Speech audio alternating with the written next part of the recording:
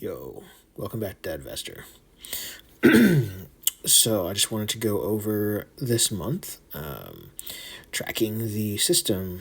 Now this is mainly just the option system. So when I add in dividends, because almost all of my capital is invested, and then I run these options on margin, and I have some wiggle room, of course, because Robinhood Gold gives you $1,000 of margin for free. So I always try to keep it below that. And mistake in the past was to push my margin a lot because I thought, oh, I can just invest this and I'll get the dividends. But then with NAV erosion, you get margin called. So that is not a good idea. But, you think it won't happen to you and then it does. Point is, looking through this, I've been pretty happy with my S&P positions, but I made them at good times and I was able to benefit from them. Some of these, the early of May, I had a lot of 0-day experiments that I was doing that were negatives. Like this is actually losses. Like these 4 is an Iron Condor of the XSP. So those are all pretty bad. That's why I'm not doing them anymore. The risk is pretty high. And I'm sure like someone made it work somewhere, but I'm just not that guy. So I'm much more interested in the put credit spreads and the straight up covered calls and puts. So so anyway, so that's the hedge, and then these are the wheel, and it's really just selling options, but that has been going pretty well. So silver is something I'm really happy about because it has 3 expirations per week, so you can make 10, 20, 30 bucks 3 times a week. And that has been pretty good. Although I switched from covered calls to selling it and then just selling puts because I didn't want to use it. I didn't want to own it because it was costing me margin. So that's why I got out of that and started putting it. Marnie is something I'm trying to get out of, but I have pretty good positions, so hopefully I can just let them expire. Gold was kind of an experiment, and I just got out just for $10 because I didn't want to deal with it. Clean Spark, I'm not really doing it anymore, but it was pretty good. I'm not that confident in the company anymore. Peloton, same thing with whatever this is, QBTS. It was sort of a play that was a high volatility play that luckily I was profitable on. Peloton's pretty good. I like Peloton. Misty, I'm not really doing too much covered calls on anymore. I'm just going to hold it and kind of let it produce. And then there's silver. So American Airlines, I have a position on that. So this was a roll, and then I got out of it, and then I placed a new one today. So silver has been fun because I've been able to roll it, and it makes you feel like legit because you can actually roll something instead of, for me, a lot of my stuff has been put credit spreads, and so you can't really roll them on Robinhood, so it's not that cool. But all that really matters is being in the green, so I'm pretty happy. My actual account portfolio has been up and down because I'm so invested in the markets, but that's normal. So what I've started to do is not focus on this number and just focus on my actual realized losses or gains.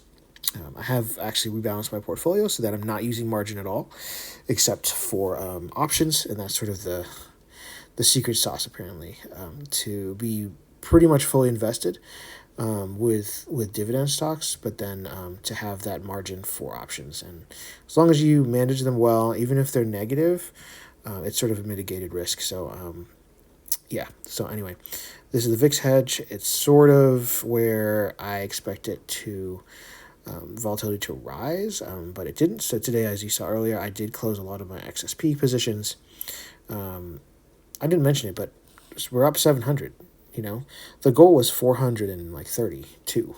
So I think I'm pretty much hitting 5% or more, and my goal is at least 3%. So I think that I'm right in my thesis, but we shall see. The point is I want to be able to do this consistently way above 3% at least, but 3% is sort of a good humble goal. So silver has been great. rig I'm sort of getting out of. I'm okay with losing this call because I got them for that price plus, and I was also paid premium, so this will be a net win, and I'll just be getting rid of it for the same price I got it. I don't know. I don't have anything against rig exactly. I just don't like the premiums. I just feel like it's not that great. I'd rather do something like American Airlines, even do another silver. I'm also looking at Peloton. I'm looking at SoFi, and I'd rather get into those underlyings. So the VIX hedge, did cash out a lot of my put spreads already. So these have been paid for, but one way besides the standard, I'm also wheeling Coney because why not? And it's producing so much.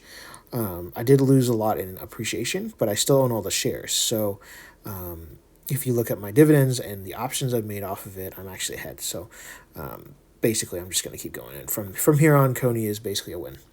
Misty has been a win for a while. So anyway, I was saying to kind of play with the hedge. I might end up, especially in a moment like this where the S&Ps are not super directional, because right now it's like, down here it was kind of a lot of uncertainty, a lot of drops, and then a pop up, and it's just been sideways. I did an Iron Condor, but it just wasn't. I didn't really like it. It just feels like it could explode one way or another. You just don't know. So I might not be doing too many options on the S&Ps. I might be doing more of a buy when it's low, sell when it's high. And then I'll have the VIX hedge to hedge my entire portfolio against volatility and hopefully cash out. And I might reduce my positions and only do one a month. Right now I have a ton in June because I was just going nuts when the VIX dropped. So I do expect to be profitable from the VIX in general, though. So what I'm doing instead of what I'm thinking of doing is buying this when it's low. It's actually a leveraged 4x S&P. So what I like about it is that there's no expense ratio. It's just an underlying you can buy and sell. So my thought is, okay, let's wait for SPY to drop, right? Because it's a little bit high up here. It's above VWAP. It's in the top half of the Bollinger Band. And it might keep going up, but it also is likely to either trend sideways or come down to lows, especially with like potential news announcements and political stuff. So it's not like it's super high, relatively speaking, to the averages or the volume.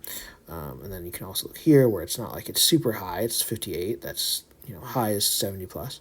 So it's not that high, but it's high enough to where I don't want to make a play here. It's not a good deal. So for me, I'm going to wait for it to either trend sideways a little bit and then pop in, or dollar cost average into it a little bit. So I do like this because it's something you can buy and hold, and it doesn't cost you anything.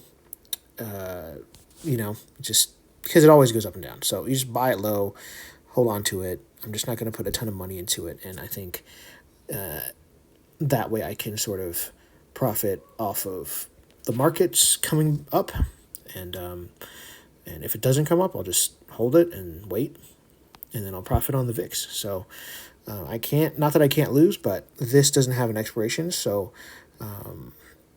but it's leveraged. I guess that's really it, because otherwise just buy the S&P, right? But this way you can buy the S&P relatively cheap, and then profit when there is a big move. So just buy it when it's low, sell it when it's high, and then the VIX is kind of the same. So it's sort of like a reverse VIX. So I can have the VIX and I can have this too. So that's my plan, not tested, but it will operate similar to put credit spreads, except there's no expiration. So I don't have to worry about, it's going to run out and then I'm going to lose if I don't close it. So that hopefully will work out. So yeah, these are my yielders, or actually these are my long-term. So JEP-Q to the treasuries. I'm just dollar cost averaging into them, very small amount of money. And then these are my yielders. this and below, and I'm just cashing that in and using it to pay off any margin I incur or increase the cash in my account. So that is the 3-part strategy: dividends, which includes yielders, the wheel, and then the hedge, and the VIX hedge, which protects us. So, yeah, I think it's a pretty complete program. I think looking at what other people are doing, I'm pretty much doing the same thing, except I have this VIX hedge that really helps and can even produce a ton in a bear market or at least in big corrections. But I'm learning so much. There's so many great people out there that are teaching. So keep it real, tracking the system. We've been successful. We're up 700 plus. Hopefully, actually making it more than 1,000 if you look at our dividend production. So, peace out. Keep it up.